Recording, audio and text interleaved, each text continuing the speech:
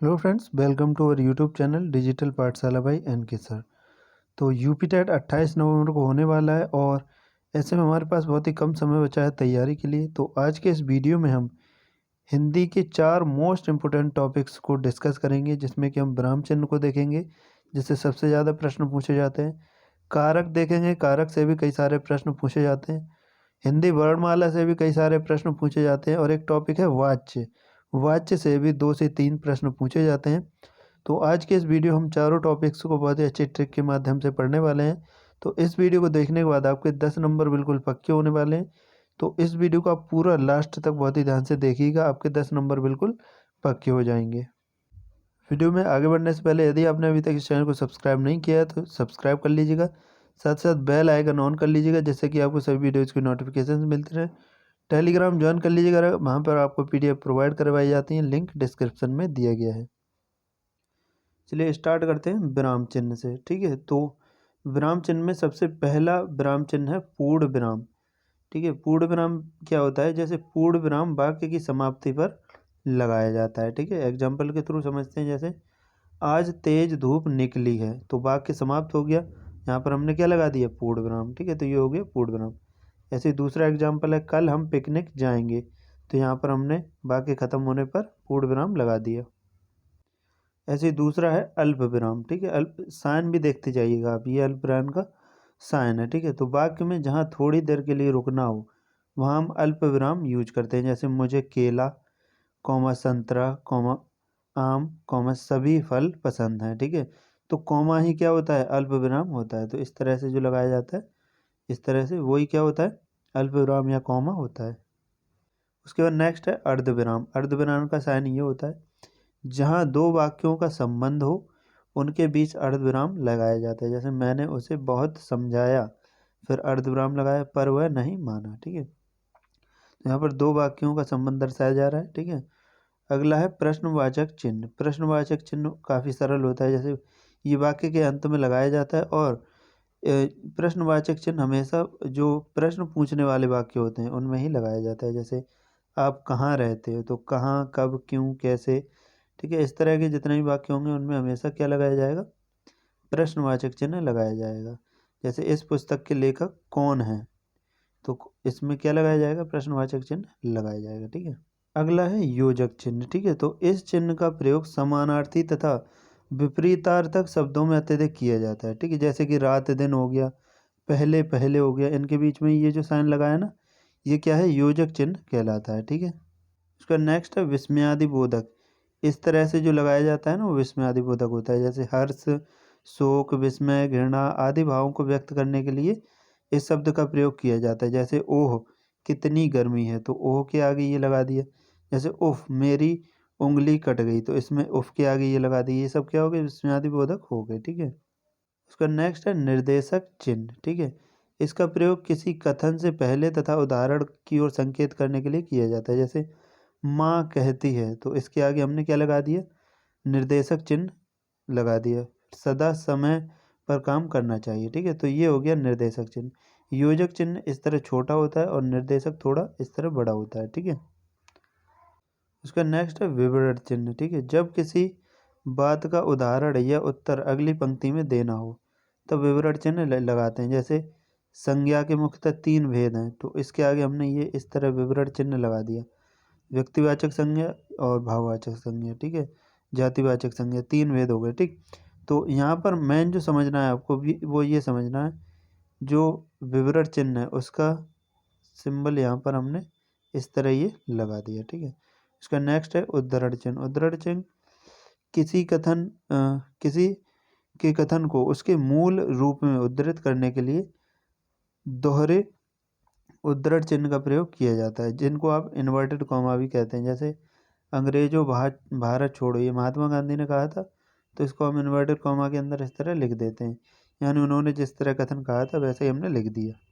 उसके बाद है कोष्ठक चिन्ह। ठीक है, कोष्ठक चिन्ह इस तरह लगाया जाता है। इसे सबसे छोटा कोष्ठक भी बोलते हैं। इसका प्रयोग वाक्य में प्रयुक्त शब्द का अर्थ स्पष्ट करने के लिए किया जाता है। जैसे राजा ने क्रोध से कहा। ठीक है, तो राजा ने कैसे कहा? क्रोध से कहा। तो यहाँ पर हम वाक्य का अर्थ स्पष्ट करने के लिए ब्रैकेट में क्रोध से लिख दिया, अपराधी को कारागार में डाल दो। ठीक है, तो ये जो ब्रैकेट में बंद है यही क्या है, कोष्ठक है। चलिए अब जानते हैं कारक के बारे में। तो संज्ञा या सर्वनाम का क्रिया के साथ संबंध बताने वाले शब्द कारक कहलाते हैं, और हिंदी में कारक की संख्या कितनी है, 8 है। ठीक है, तो इसको आप ध्यान रखिएगा। और जो कारक हैं वो कौन कौन से हैं, कर्ता, कर्म, करण, संप्रदान, अपादान, संबंध, अधिकरण और संबोधन। ठीक है, इनके चिन्हों से प्रश्न पूछे जाते हैं। जैसे कर्ता का चिन्ह होता है ने, कर्म का को, करण का से और के द्वारा।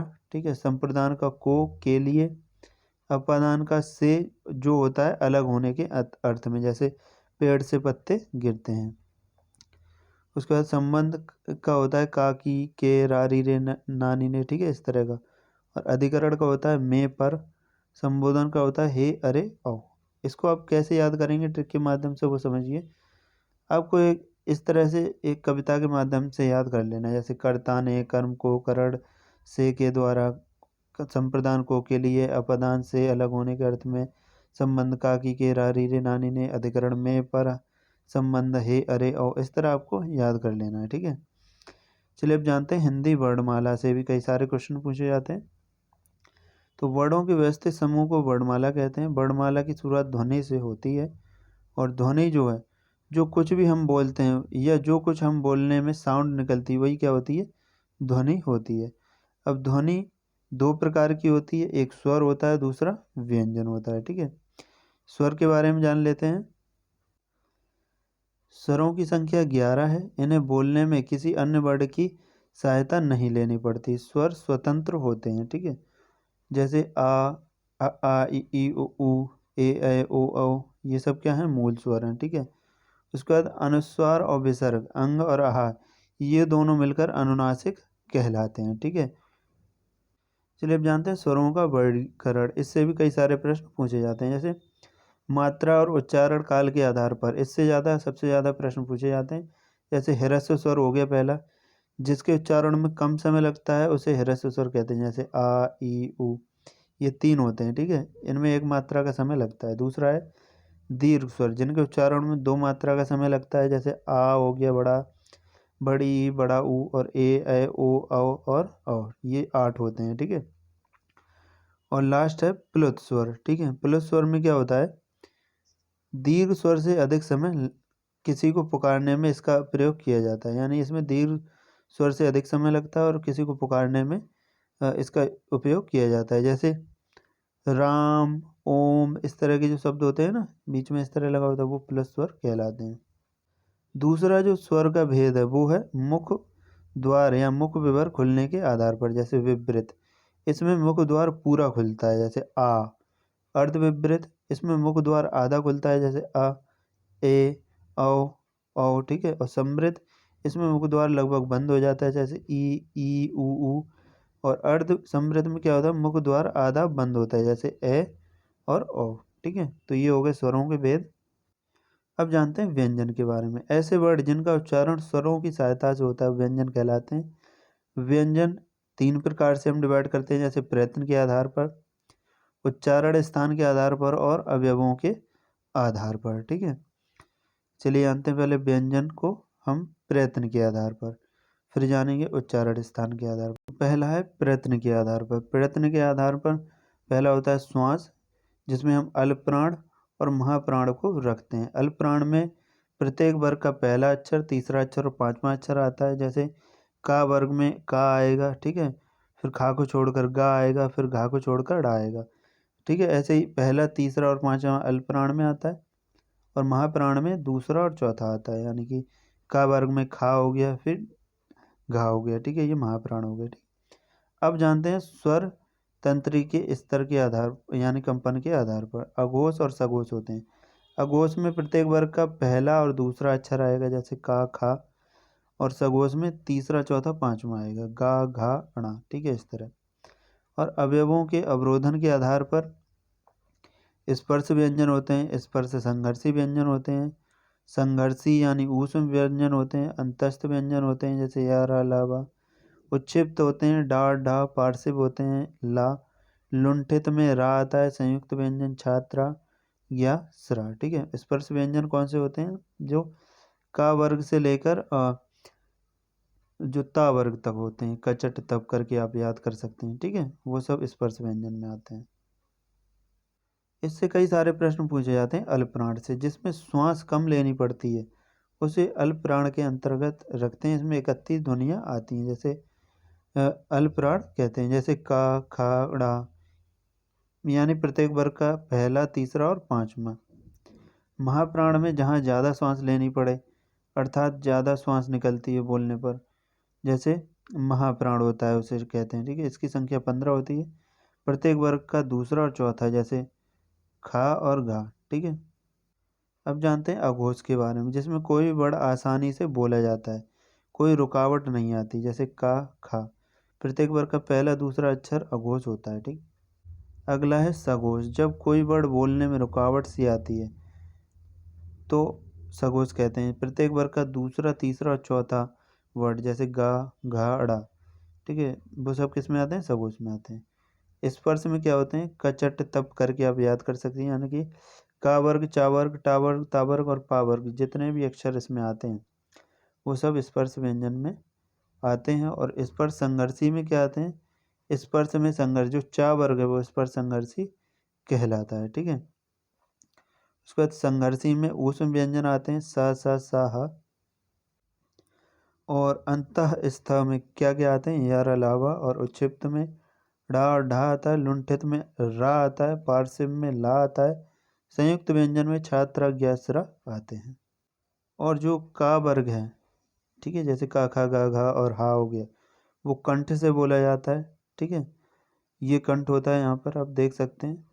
और जो चा वर्ग होता है और सा होता है वो तालव्य से बोला जाता है। ठीक है, तालव्य यहाँ पे होता है, तालु। उसके बाद टा वर्ग जो है वो सा, टा वर्ग और सा मूर्धन्य से बोला जाता है, ये मूर्धा होता है यहाँ पर। और जो ता वर्ग है और सा है वो दंत से बोला जाता है, यहाँ पर दांत होते हैं। उसके बाद पा वर्ग है वो ओठ से बोला जाता है, ये पा वर्ग हो गया। और नासिका, यानी जो यंग अम्बड़नम होता है, यहाँ हो गया, णा हो गया, ना हो गया, मा हो गया, ये सब नासिका से बोले जाते हैं, ना से। ठीक है, तो ये हो गया वर्णमाला। अब जान लेते हैं फटाफट से वाच्य के बारे में। तो वाच्य 3 प्रकार के होते हैं। कर्तृवाच्य, जो कर्ता पर निर्भर होता है। कर्मवाच्य, कर्म पर निर्भर होता है। भाववाच्य, कर्ता व कर्म दोनों पर निर्भर नहीं होता है।